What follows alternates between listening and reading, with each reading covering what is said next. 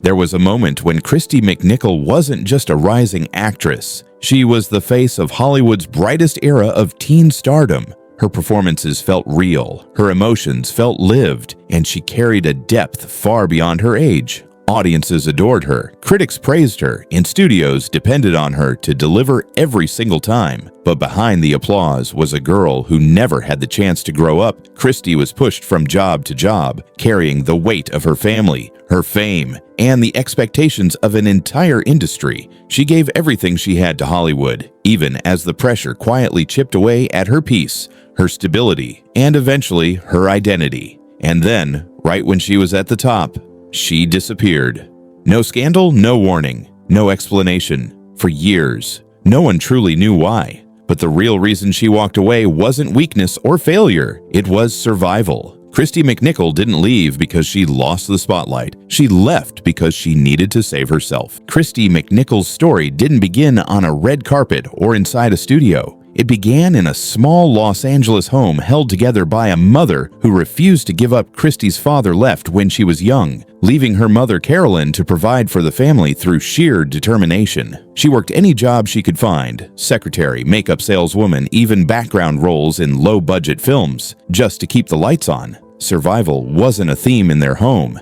It was the daily reality. Christy and her older brother Jimmy grew up watching their mother stretch every dollar and every ounce of energy she had. They learned early that life didn't hand out comfort. It demanded effort, sacrifice, and resilience. But it was on one of those film sets, where Carolyn had brought her kids simply because she couldn't afford a babysitter, that everything changed. A crew member noticed something special in them, a spark that couldn't be taught. "They'd be great for commercials," he said. It was an offhand remark that opened a door none of them expected. Soon, the McNichol kids were auditioning for toothpaste ads, cereal spots, and soft drink commercials. Jimmy was charming, easy to direct, easy to like. But Christy had something different. Even as a child, she carried an emotional honesty that made casting directors stop and pay attention. She didn't act, she felt. Her expressions held both innocence and sadness, light and weight. At barely 10 years old, she could communicate more with her eyes than some adults could with entire monologues. By the mid-1970s, those small roles turned into steady work. Guest spots on shows like Apple's Way and Starsky and Hutch built her reputation as a natural talent. And then came the moment that changed everything. The role of Letitia Buddy Lawrence on Family. She was only 13, but Hollywood instantly understood what her mother and the crew member had seen years earlier. Christy McNichol wasn't just good, she was extraordinary. But behind the rising fame and glowing reviews was a reality no one saw.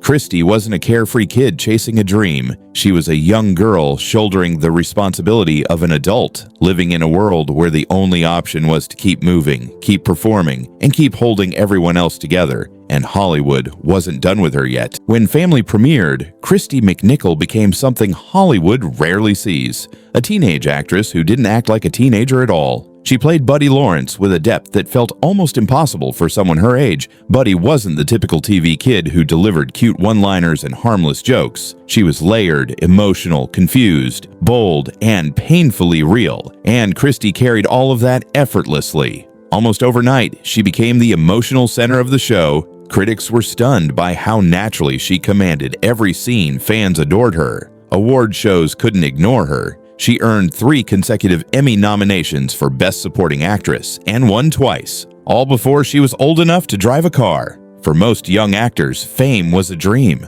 For Christy, it was work. Heavy work. Behind the scenes, her real life looked nothing like the admiration pouring in. While other teens worried about homework, school dances, and weekend plans, Christy worried about lines, call times, and supporting a family that relied on her. Her mother managed her career, but also depended on Christy's income to keep their lives stable. The roles they played at home were reversed. Christy became the caretaker while her mother leaned on her daughter's growing success. It was a quiet pressure, but it shaped everything. Still, Christy kept showing up. She delivered every scene with honesty, even when she barely had the strength to understand her own emotions. She held the weight of the show in public and the weight of her family in private, and she did it all with a professionalism most adults struggle to maintain. But every spotlight comes with shadows. And for Christy, The shadows were getting longer. Her rise wasn't gradual. It was a sprint. Hollywood wasn't giving her room to breathe,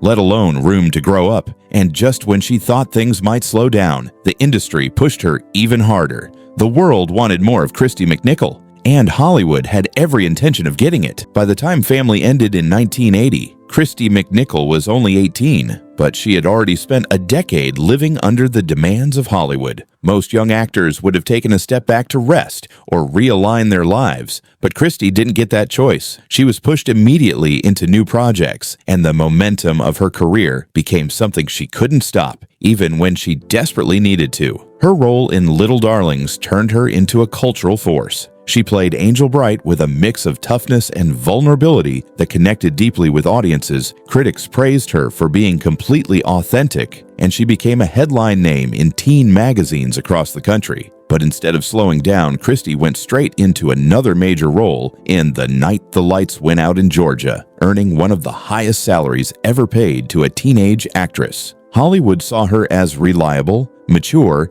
and endlessly capable, qualities that made the industry push her even harder. In 1981, she delivered a powerful performance in Only When I Laugh, playing a young girl dealing with her mother's addiction. The role was emotionally demanding, but she handled it with the same depth that had made her famous. Her performance earned a Golden Globe nomination, further solidifying her reputation as one of Hollywood's most talented young stars. To the outside world, she seemed unstoppable, a young actress who could handle any role placed in front of her. But inside, Christy was starting to unravel. She later admitted that she didn't know how to say no. She felt responsible for supporting her family, satisfying studios, and living up to the expectations placed on her. Every new project came with pressure, and every yes chipped away at her emotional stability. Hollywood didn't see a teenager who needed rest. They saw a hard-working star who always delivered. By 1982, the strain became impossible to ignore. Her next film, The Pirate Movie, was supposed to be a fun, lighthearted break. Instead, it became the first public sign that Christy was overwhelmed. Critics were brutal, and the film earned her a Golden Raspberry nomination.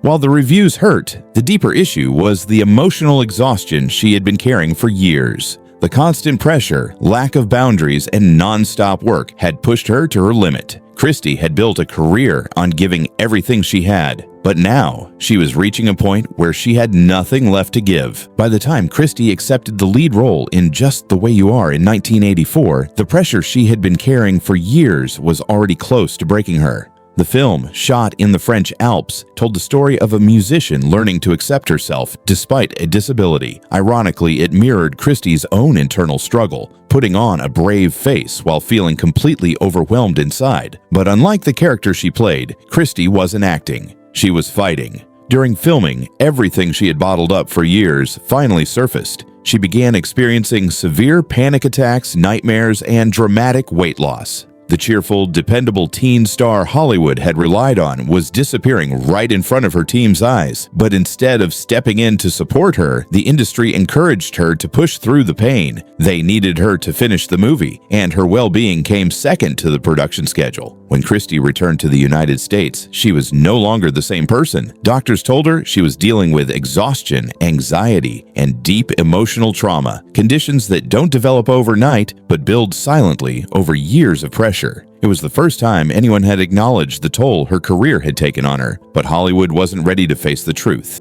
The studio behind Just the Way You Are tried to rewrite the narrative, describing her condition as a chemical imbalance, something vague and non-threatening they hoped would quiet public concern. Tabloids, always hungry for drama, twisted the story into something cruel. Instead of empathy, Christy received headlines questioning her stability and mocking her downfall. It was an unfair attack on someone who had been trying to save her own life. In reality, Christy wasn't weak or unreliable. She was exhausted from carrying emotional burdens that no teenager or adult should ever have to bear. The breakdown that tabloids sensationalized was really a moment of truth, the point where her mind and body finally refused to keep pretending. And through it all, her brother Jimmy became the one person she could rely on. He moved in with her, took care of her, and supported her through the darkest period of her life. Christy later said she felt like she had finally experienced someone caring for her in the way she had spent her whole life caring for everyone else. She returned to finish the film, but a noticeable change had taken place. The spark in her eyes, the emotional light that once defined her performances, had dimmed. Audiences saw it on screen in 1984. Her pain was real.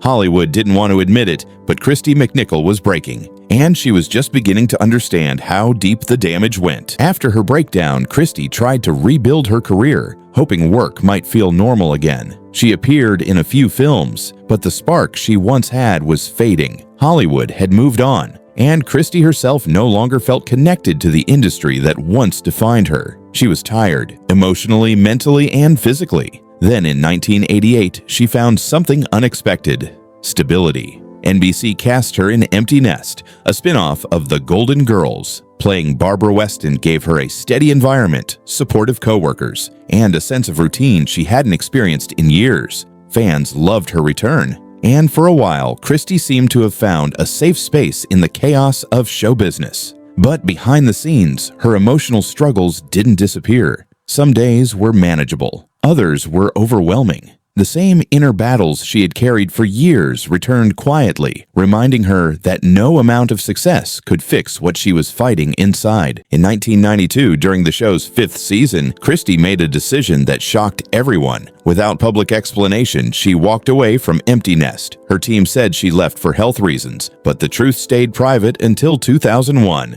when Christy finally revealed she had been living with manic depression, known today as bipolar disorder. She shared her story not for attention, but to help others who felt alone in their struggles. Her honesty changed the way people saw her departure. Christy hadn't quit because she failed. She stepped away because she needed to save herself. She returned only once more for the show's final episode in 1995, giving fans a proper farewell. After that, she left Hollywood for good, this time entirely on her own terms. When Christy McNichol walked away from Hollywood, she didn't just leave a career behind. She left the pressure, the expectations, and the constant emotional strain that had defined most of her life. For the first time since childhood, she finally had space to breathe. She was 39 years old, and instead of memorizing scripts or preparing for auditions, she began learning something she had never truly experienced: peace. Christy turned to teaching, becoming an acting instructor at a private school in Los Angeles.